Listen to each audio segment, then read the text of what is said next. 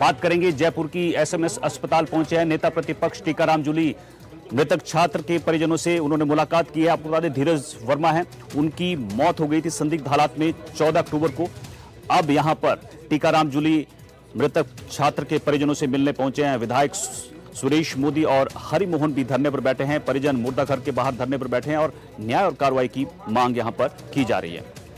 परिजन अंतिम संस्कार से इनकार कर रहे हैं और यहां पर अस्पताल परिसर में तनावपूर्ण माहौल बना हुआ है। तो बड़ी खबर आपको इस वक्त की बता रहे हैं जयपुर से, जहां नेता प्रतिपक्ष टीकाराम जूली एसएमएस अस्पताल पहुंचे, वहां मृतक छात्र धीरज वर्मा के परिजनों से मुलाकात की है। तस्वीरें देखिए आप, यहां पर धीरज वर्मा के परिजन जो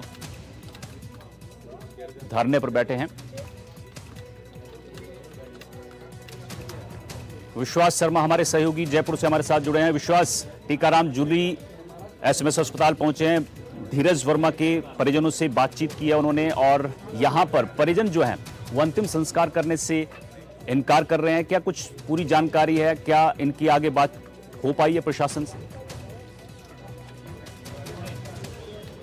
देखिए, जो ये छात्र है धीरज, ये नवोदय विद्यालय सीकर में पढ़ता था और 8 अक्टूबर को यहाँ पर एसएमएस में से भर्ती कराया गया था। जानकारी के मुताबिक आत्महत्या का प्रयास भी इन्होंने किया था, उसके बाद में तबीयत बिगड़ी, जिसके बाद इन्होंने यहाँ पर भर्ती करवाया गया था, जिसके बाद में लगातार यहाँ पर इलाज चल रहा था। लेकिन जो सरकार है, जो विपक्ष है, उनकी तरफ से ये आरोप लगाए जा रहे थे कि दलित छात्र है, उसकी उसका जो पूरा इलाज है उसके अंदर कई प्रकार की जो खामियां हैं वो बरती गई, कई प्रकार की लापरवाहियां हुई। 14 अक्टूबर को संदिग्ध हालत में इसकी मौत हो गई थी, जिसके बाद में लगातार अब जो परिजन है वो शव लेने से उन्होंने इनकार कर दिया है और वो धरने पर बैठे हैं। जो मोर्चरी जो है एसएमएस अस्पताल की मुर्दाघर जो है वहाँ पर धरने पर बैठे हुए हैं परिजन और सुबह से लगातार प्रदर्शन कर रहे हैं। इसके बाद में अब नेता प्रतिपक्ष टीकाराम जूली यहाँ पर आए और उन्होंने मुलाकात की सभी परिजनों से और उसके साथ ही सरकार से ये मांग की कि निष्पक्ष जांच की जाए, कठोर कार्रवाई की जाए। अगर किसी भी प्रकार की कोई खामी इलाज के दौरान या विद्यालय में बरती गई है तो उसको देखा जाए। साथ ही उन्होंने कहा कि दलित छात्र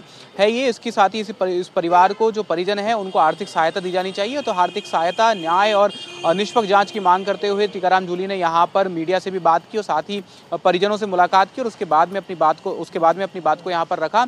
और आपको बता दें कि इस पूरे मामले में 14 अक्टूबर को ये जो विद्यार्थी है, जो छात्र है, उसकी मौत हो गई थी, जिसके बाद से ही लगातार ये मामला गरमाया हुआ है और कई विपक्ष के नेताओं ने इसको लेकर के सरकार के खिलाफ भी आरोप लगाए, सरकार पर सवाल खड़े किए हैं और दलितों के किस तरीके से दलितों के साथ में प्रदेश में व्यवहार है सरकार का, इसको लेकर भी आरोप जो है नेता प्रतिपक्ष टीकाराम जूली और अन्य कई नेताओं ने लगाए।